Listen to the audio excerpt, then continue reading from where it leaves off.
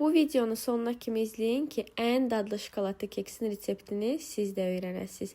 Mən isə sizinlə birlikdə təmizlik edib biraz söhbət eləmək istəyirəm. Bir neçə gün öncə storydə sorğu qoymuşdum ki, hansı videolara görə məni izləyirsiniz və bir çox xanım yazdı ki, sadə və səmimi olduğunuza görə bütün videoları sevə-sevə izləyirəm və bu mənim üçün çox sevindirici bir haldır. Məncə hər bir səhifə istifadə edən, telefonu əlində tutan insan özünə bloger deyə bilməz. İllər öncə mən özümə qəti şəkildə bloger deyə bilmirdim və izləyicilərimdən gəlib mənə kimsə bloger deyəndə mən deyirdim, mən bloger deyiləm, mən sadəcə səhifə istifadə edirəm.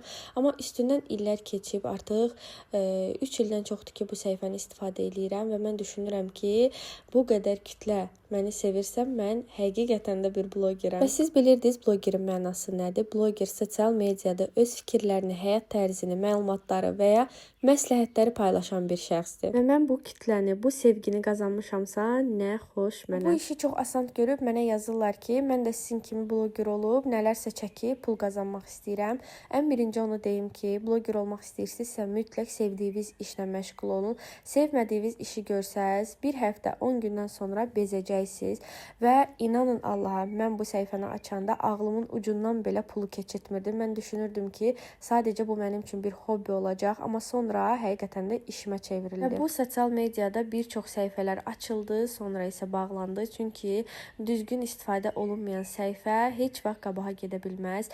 Bu sferada mütləq səmimi olmaq lazımdır, özün kimi olmaq lazımdır. Kiməsə baxıb, kimisə təkrarlayıb səhifə işlətmək çox çətindir. Çünki 1 ay, 2 aydan sonra əsl üzvünüz mütləq açılacaq. Və bir çox insan bu səhifəni açandan sonra evin ancaq təmizliyini göstərir. İnanın ki, insanlara bu maraqlı deyil. Hər birimizin evi var, hər birimiz təmizlik edirik və bilirik ki, ev necə kirlənə bilər. Sadəcə bu insanlar düşünür ki, evin kirini, evin səliqəsizliyini göstərsəm mənə pinti deyərlər. Xeyr, elə deyil.